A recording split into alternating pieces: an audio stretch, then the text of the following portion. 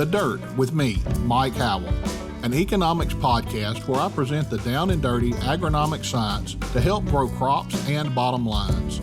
Inspired by eKonomics.com, farming's go-to informational resource, I'm here to break down the latest crop nutrition research, news, and issues, helping farmers make better business decisions through actionable insights.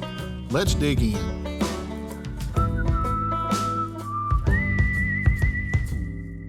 Well, hello again, everyone. Glad you're tuning into our program today. This is our 74th episode of The Dirt, and we're completing our second season. Hard to believe that we've been at this for 2 seasons now. But here on The Dirt, we strive to bring you research-based, scientific information to help increase farm revenue while promoting conservation and sustainability. We also try to have a little fun while we're doing this. We do some special episodes, such as the NASCAR race we did at Indianapolis and the Calgary Stampede Rodeo. Now, this episode will be our last for Season 2, but we're already making plans for Season 3. We'll have more guests bringing you the latest research information. We'll have more special events, and we even have a new segment that we're going to be adding to the show next year that I'm really excited about.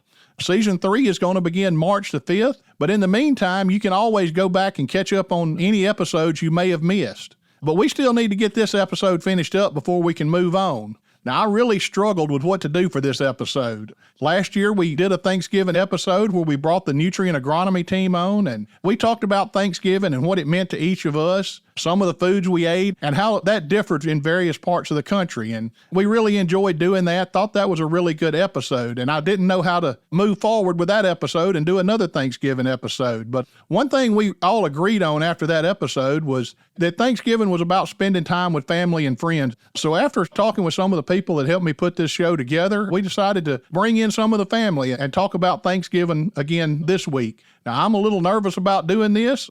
When I introduce my guest, you'll probably understand why I'm nervous. And to tell you the truth, they're probably about as nervous as I am. So with that, let's go ahead and get this kicked off. Our first guest that I'm going to introduce today is my oldest son, Heath Howell. Heath, if you will, introduce yourself to our listeners and tell us a little bit about yourself. First, I'd like to say thanks for having me on the show. My name is Heath Howell. I'm a freshman at Pearl River Community College in Poplar, Mississippi. I'm about to finish my first semester, and my major is integrative crop management. Now, Heath probably doesn't know this, but he was actually the inspiration for the segments we did at the end of the programs in Season 1, where we talked about the tailgating at the football games. Heath was playing football last year. He loves to eat. He was always hungry after the games, and that just made the perfect fit. We were able to cook at the ball games and enjoy that food after the ball game was over. Heath, what was your favorite tailgate meal we did last year? He did some chili one time. That chili is always good. Yeah, the chili was pretty good. Next, I want to introduce my second son. That's Evan. Evan, welcome to the show, and tell us a little bit about yourself. Thanks for having me. I'm Evan Howell, senior at Poplarville. Guys, thanks for being part of the program today. Now, listeners, if you have been listening for very long, you've heard me talk about Evan a little bit as well. Evan's the one that messed his ankle up playing basketball this summer. We ended up going to the doctor several times, but during that experience, the doctor is the one that actually gave me the idea for one of our most popular episodes where we talked about regenerative agriculture. If you missed that episode, I really encourage you to go back and listen to it. It was one of the best that we've done. So today I thought we would spend a few minutes talking about Thanksgiving and why we celebrate it, some of the foods we enjoy, and some other things that take place during the holiday. Also want to talk a little bit about the impact Thanksgiving has on the agriculture economy. Evan, if you will, tell us a little bit about Thanksgiving. I know you're a senior in high school and you've probably had U.S. history. Let's see if you're going to be able to graduate this year if you know enough about Thanksgiving to talk about it a little bit. In 1620, the Mayflower Pilgrims and the voyage that changed their lives. Some 100 passengers set sail on the Mayflower in 1620 to start a life in the New World.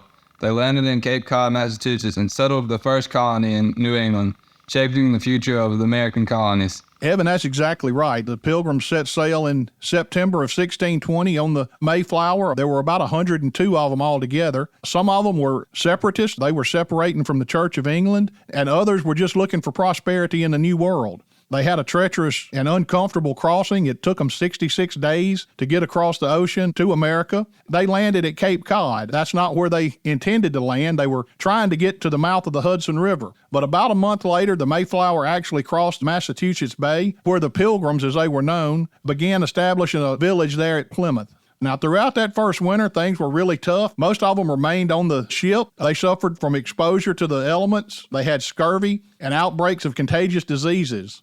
Only half of the Mayflower's original crew lived to see their first New England spring. In March, the remaining settlers moved on shore, where they received a visit from a member of a Native American tribe who actually spoke to them in English. Several days later, he returned with another Native American named Squanto.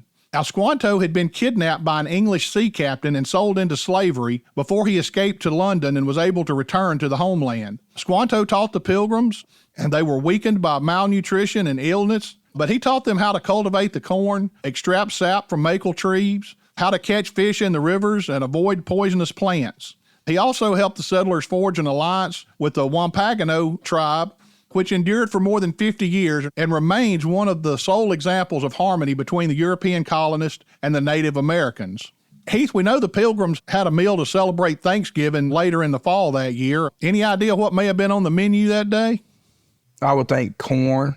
They was growing corn, or maybe a turkey. They killed some wild turkeys with some bows and arrows, and maybe potatoes, some bread. Well, that's some good guesses. I will tell you that you're kind of wrong on some of those. We know they didn't have bread because they didn't have ovens at the time, so they weren't able to bake the bread. We don't know exactly what they did have, but from the notes in history that we are able to determine, it was very unlikely that they even had a turkey. Most of the meat that they had for that meal was lobster. They ate some seal, and they had some swans. I found that hard to believe, and that's not anything that we want to put on our table today, I don't think. The vegetables you named, the corn and the potatoes, that probably is something that they had to eat in that first Thanksgiving. The first Thanksgiving was in November of 1621, after the Pilgrims' first corn harvest proved to be successful. The governor, William Bradford, organized a celebratory feast and invited a group of the fledgling colony's Native American allies. These included the Wampagano chief Massasoit. This is now remembered as America's first Thanksgiving. And although the Pilgrims themselves may not have used the term at the time, the festival lasted for 3 years. While no record exists of the first Thanksgiving's exact menu, much of what we know about what happened at the first Thanksgiving comes from Pilgrim chronicler Edward Winslow. He wrote that historians have suggested many of the dishes were likely prepared using traditional Native American spices and cooking methods. Because the Pilgrims didn't have an oven and the Mayflower sugar supply had dwindled by the fall of 1621, the meal probably didn't have any pies or cakes or other desserts, which have become customary in our current Thanksgiving celebrations. So guys, have y'all ever thought about how Thanksgiving became an official holiday? Who set it up to be a holiday on the fourth Thursday of November? I thought it was George Washington. Didn't Abraham Lincoln do that? I guess technically you're both right. During the American Revolution, the Continental Congress designated one or more days of Thanksgiving every year, and in 1789, George Washington issued the first Thanksgiving proclamation by the national government of the United States. In that declaration, he called for Americans to express their gratitude for the happy conclusion to the country's War of Independence and the successful ratification of the U.S. Constitution. John Adams and James Madison also designated days of thanks during their presidencies. Now, in 1817, New York became the first of several states to officially adopt the annual Thanksgiving holiday. Each of these states celebrated it on a different day, however, and the American South usually did not participate in this tradition. In 1827, a noted magazine editor and prolific writer named Sarah Hale, she was also the author of countless other things, including the nursery rhyme, Mary Had a Little Lamb. She launched a campaign to establish Thanksgiving as a national holiday. For 36 years, she published numerous editorials, sent scores of letters to governors, senators, presidents, and other politicians, earning her the nickname, the Mother of Thanksgiving. Abraham Lincoln finally heeded her request in 1863 at the height of the Civil War in a proclamation in threatening all Americans to ask God to commend to his tender care all those who have become widows, orphans, mourners, or sufferers in this civil strife, and to heal the wounds of the nation. Abraham Lincoln scheduled Thanksgiving for the final Thursday in November, and it was celebrated on that year every year until 1939, when Franklin D. Roosevelt moved the holiday up 1 week in an attempt to spur retail sales during the Great Depression. Roosevelt's plan was also known as Franksgiving, was met with passionate opposition, and in 1941, he reluctantly signed a bill making Thanksgiving the fourth Thursday in November, where it still stands today. So let's get into a little bit of agronomy. Earlier, we talked about Squanto, a Native American that helped the Pilgrims. One of the things he taught them was how to grow food. He taught them how to fertilize the crops with fish and the concept of the Three Sisters Garden. Now, the three sisters weren't three females with the same parents, but this referred to the planting of three companion crops in the garden. The Native Americans had been planting corn, beans, and squash in the same garden, interplanted amongst each other. And they learned that this was beneficial to each of the crops. The beans were planted next to the corn, and as they grew, the corn served as a trellis for the vines to grow up, while the squash or pumpkins that they planted were able to shade the soil and served as a mulch. Now, these three crops, when eaten together, also provided a balanced, nutritious meal and had many of the same benefits that we recognize today from crop rotation. Thanksgiving began largely as a religious holiday. However, much of that has been lost over the years. More often today, people tend to think about it as a time of sharing food with family and friends. Now, I have to admit I really enjoy that part of Thanksgiving as well. We've already mentioned that in the first Thanksgiving feast, there was probably no turkey on the table, but today nearly 90% of Americans have turkey for Thanksgiving dinner. Now, there's several different ways you can prepare this turkey, and they vary greatly as well. It can be smoked. Now, I like to use a good pecan wood when I'm smoking a turkey. You can bake it, and don't forget the butter. When I bake a turkey, I use a minimum of a pound of real butter to bake that turkey, and you can't put too much butter on it. If you put enough butter, you'll never end up with a dry turkey. And another way to prepare that turkey is to deep fry it. Now, I want to caution everybody to be careful if you're going to try this method. Make sure you know what you're doing, because every year we see something on the news about an accident that happened frying a turkey. But if you're going to fry that turkey, I like to put some Cajun seasoning on that. It gives that turkey a little bit of a kick. And the list just keeps going on and on. Now, I've cooked turkey all three of these different methods over the years, and sometimes we'll even cook two turkeys a different way. And everybody seems to have their own favorite. Heath, what's your favorite way to cook a turkey? I like deep fried. It's always juicy and the flavor's just there. I like that deep fried turkey as well. And turkey is just going to be a small part of our meal that we're going to have on Thursday. We're going to have some ham too. We'll have lots of vegetables like cream corn, green beans, English peas, and a broccoli casserole. There's going to be sweet potatoes, mashed potatoes, dressing. No, we don't do stuffing. We eat dressing. Good old-fashioned cornbread dressing. And, of course, we're going to have a lot of rolls and all types of desserts. Evan, what's your favorite thing to eat on Thanksgiving? My favorite thing to eat on Thanksgiving is the English peas. I love to eat English peas, and I also like to eat turkey and gravy. All right. Heath, what about you? I like all of it, but one thing that sticks out to me is my Nana's dressings. It's so good. It's hard to beat that dressing. I got to agree with you on that one, son. You know, that dressing's so good, it's hard to only think about having it at Thanksgiving. Maybe we ought to be more thankful during the year and celebrate once a month so we can have dressing more often. But no matter what's on your Thanksgiving menu this year, don't forget the role that agriculture and farmers played into making sure that you continue to have the highest quality, safest food anywhere. Our farmers work year-round to provide this to us, and I wanted to take just a few minutes to give you a few statistics about some of the food we'll be eating this week. The U.S. ranks number 1 in global turkey production, ranks number 5 in global potato production, ranks number 1 in global cranberry production, number 1 in global pecan production, and number 5 in global pumpkin production.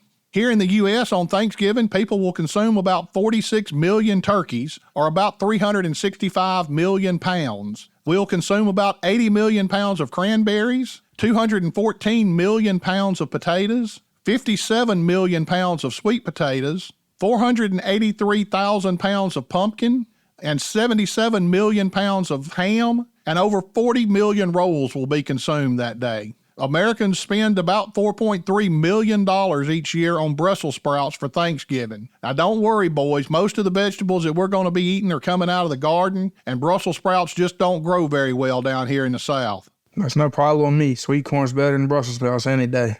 Now, most of the vegetables we eat, as I mentioned, are going to be coming out of the garden, but last Thanksgiving, Americans spent $137 million on frozen vegetables. Speaking of the vegetables, I said earlier that Americans will buy 483,000 pounds of pumpkins for Thanksgiving. Evan, is pumpkin a vegetable or a fruit? Pumpkins are fruits because it comes from the part of the plant that makes seeds. Vegetables are plants that we eat the parts that don't make the seed. Evan, that's exactly right, but a lot of people still get fruits and vegetables mixed up, and depending on which source you look at, some of these foods will go into either category. Now, Heath told us that his favorite food at Thanksgiving was dressing, but I couldn't find any statistics on that one. I did find that Americans will spend $96 million on stuffing each year. Finally, Americans spend $112 million on spices and seasonings, $97 million on packaged mixes for breads, cakes, and cookies, and $50 million for pre-made pie fillings. With all this food, the next stat shouldn't be that surprising to you. Americans also consume an average of 1,500 to 2,000 extra calories on Thanksgiving Day. Now, we've talked about the history of Thanksgiving. We've talked a lot about the foods that we'll be eating. Let's spend a few minutes talking about some of the other traditions that we enjoy as part of this holiday. Heath, tell us a little bit about what you enjoy about Thanksgiving. Well, this is going to be my first real Thanksgiving I can sit down. Usually I've been having football practice on it because we've been practicing and we always got a state championship. But I like to spend time with family and watch Ole Miss versus Mississippi State and Mississippi State beating Ole Miss. It's never a good Thanksgiving when Ole Miss wins. And always Nana's dressings. I would never want to forget that. Heath, that's exactly right. We'll be so full we can't move that Thanksgiving night, and we really hope that Mississippi State can pull it out and beat Ole Miss again this year. Evan, what about you? What do you enjoy most about Thanksgiving? I really enjoy the Thanksgiving break, getting out of school, getting a little hunting done, getting to start the basketball season, all that good stuff. Okay, sounds like you're not going to be bored for anything to do during Thanksgiving, that's for sure. Guys, thanks for being on the show today. I really enjoyed it. Before we go, is there anything else you want to say today? Happy Thanksgiving. Happy Thanksgiving, y'all. And Nana, don't forget to bring the dressing. I sure hope she doesn't forget to bring the dressing. Listeners, as you know, it's time now that we talk about somebody famous in agriculture. Today, I wanted to talk about the most important person in agriculture. Without them, I wouldn't be able to do what I do every day. It would be meaningless. Farmers work all year to produce the food that we all need. That may be grains, or it may be fruits or vegetables or livestock, but it's all a part of our food supply. This year, when you start thinking about what you're thankful for, don't forget about the farmers who worked and sweated all year so that we can have all this food that we're going to be consuming on Thursday. Now, while preparing for this episode, I remembered a poem that I'd heard several years ago and thought it would be appropriate to read it now. It was written by Paul Harvey, an American journalist who was popular in the 1970s through the 1990s. He's probably most famous for his daily news reports and his evening report entitled The Rest of the Story. He first delivered this particular message at the 1978 National FFA meeting. Paul told those attending the meeting, God said, I need somebody willing to get up before dawn, milk cows, work all day in the field, milk cows again, eat supper, then go to town and stay past midnight at a meeting of the school board. So God made a farmer. God said, I need somebody willing to sit up all night with a newborn colt and watch it die, and dry his eyes and say, maybe next year. I need somebody who can shape an axe handle from a persimmon sprout, shoe a horse with a hunk of car tire, who can make a harness out of hay wire, feed sacks, and shoe scraps, who planting time and harvest season will finish his 40-hour week by Tuesday noon, then, painting from tractor back, put in another 72 hours. So God made a farmer. God said, I need somebody strong enough to clear trees and heave bales, yet gentle enough to yearn lambs and wean pigs and tend the pink-combed pullets, who will stop his mower for an hour to splint the broken leg of a meadowlark. So God made a farmer. It had to be somebody who'd plow deep and straight and not cut corners. Somebody to seed, weed, feed, breed, and break and disc and plow and plant and tie the fleece and strain the milk. Somebody who'd bale family together with soft, strong bonds of sharing, who would laugh, then sigh, then reply with smiling eyes when his son says that he wants to spend his life doing what Dad does. So God made a farmer. I personally want to thank all the farmers that are listening today for what you do every year. For those listening that aren't farmers, pick up your phone and call or text a farmer on Thanksgiving just to let them know that you appreciate them. I want to remind everybody once again that this is our last episode for a while. We'll be back with new episodes in March. But until then, catch up on any episodes you may have missed along the way, or listen to an episode again just to refresh your memory. Finally, I want to thank all the guests that we've had on the show this year. You have graciously given of your time and knowledge to help others. And thanks to everyone who works behind the scenes to help make this program a success. I can't begin to name everybody that's a small part of this program, but I couldn't do this every week without you. Listeners, please take a moment and give us a rating and share us some feedback with us. We really enjoy hearing from you and what you have to say about the program. Would also like to hear anything you'd like to have us talk about during Season 3. And as always, if you need more information on anything we talk about here on The Dirt, you can visit Nutrien-eKonomics.com. I want to wish everyone a happy Thanksgiving and a Merry Christmas. And until next time, this has been Mike Howell with The Dirt.